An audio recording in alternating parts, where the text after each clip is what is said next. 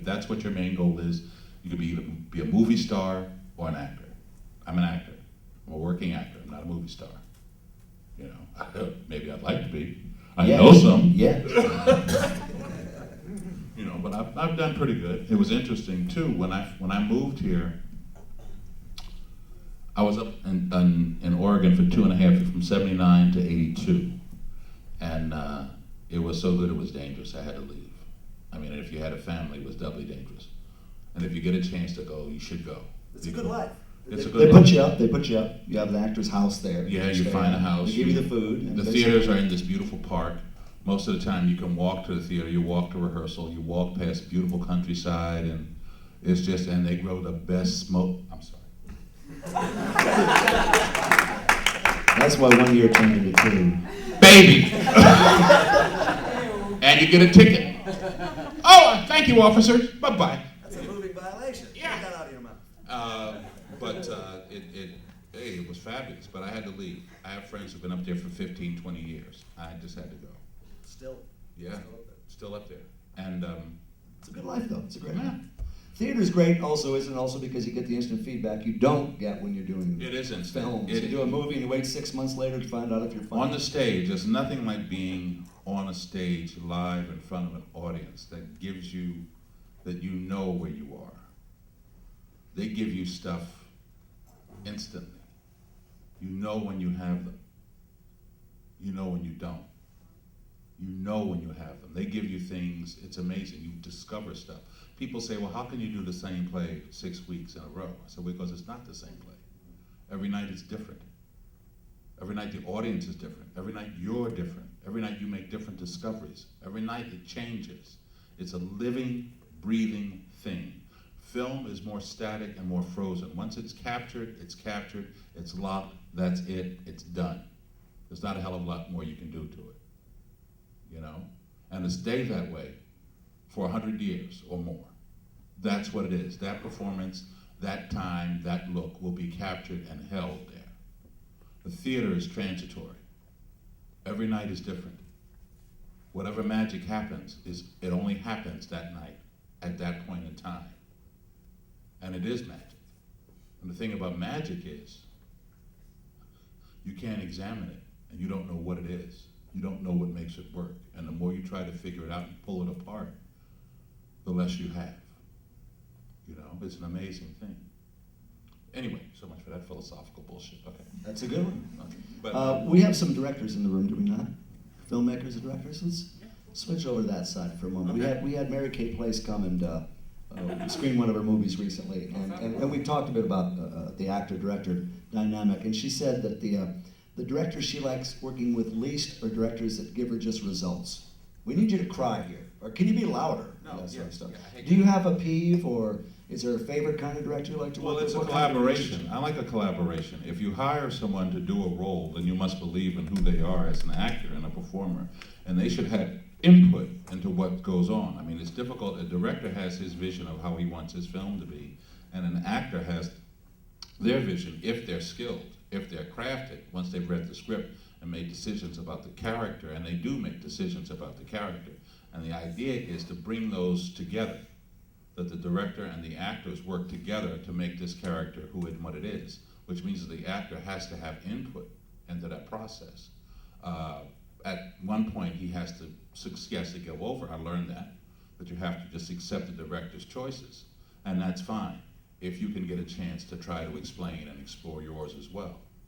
But it's a collaboration. It's the one thing you learn, again, in the theater, is ensemble. Is that nothing is put together by one person, that it takes everybody within the context of that particular piece to make it work. It takes the actors and the directors and the writer and the producer and the cameraman and the captain of photography and the sound guy.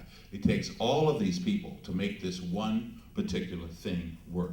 Now, a director's vision is one thing, and the clearer you can explain that vision and get people to ride along with you, the clearer your film would be. But don't be so locked into what you see this particular piece as, is that you can't let it breathe and go in different directions.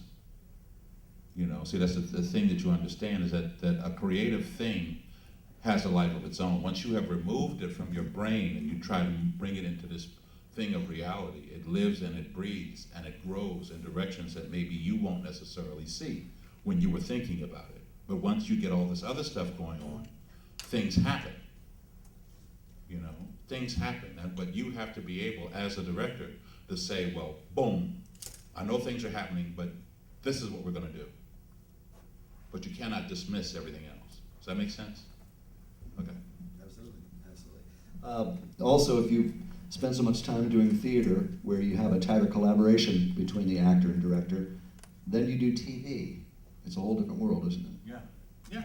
Well, you know, I don't know if that's so. I mean, everybody says that. They make differentiations between movies and TV and the theater. It's just all acting as far as I'm concerned. There are things that are needed that you need to know how to do on TV that you need to know how to do on film.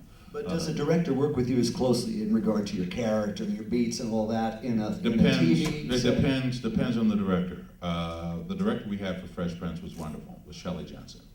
And he was great. He was great. But then again, he started out in the theater as an actor.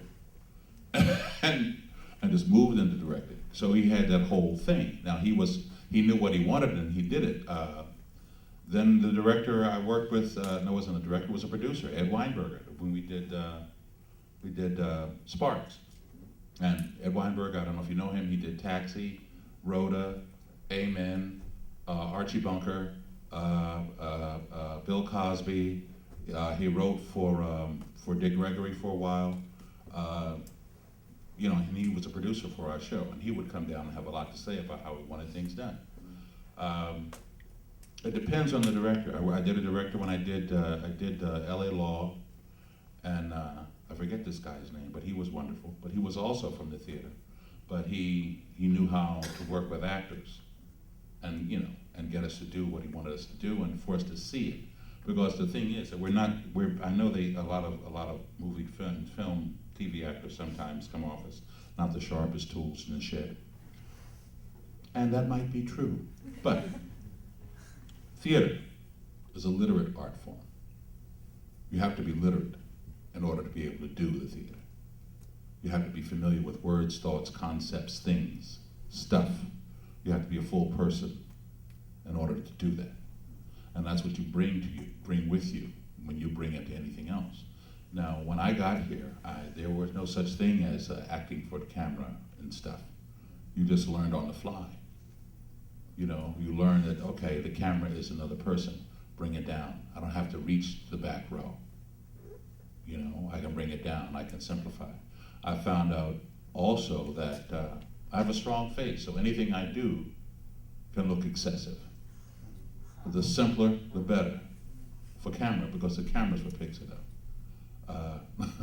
Have you always played the authority figures, or did that just come with age? No, well, you know, actually, it did. We did ceremonies in Dark Old Men at the Old Globe in San Diego, and I think I was 25, and I played everybody's daddy. It's because I had a bald head. I don't know. No, actually, I played a bunch of different things. Heavies. I got to strangle Vanessa Williams in one movie. Oh yeah, that was great. I was a bad guy. It was what is it? Somebody's murders, something murders. They're going to Google it. They're all going to go home and Google it. Some kind of murders. I don't Vanessa remember what it was. Vanessa Williams. I got to strangle. Yeah. Was that the baddest badass you ever played? I was a strong arm guy, so I just like, it's great.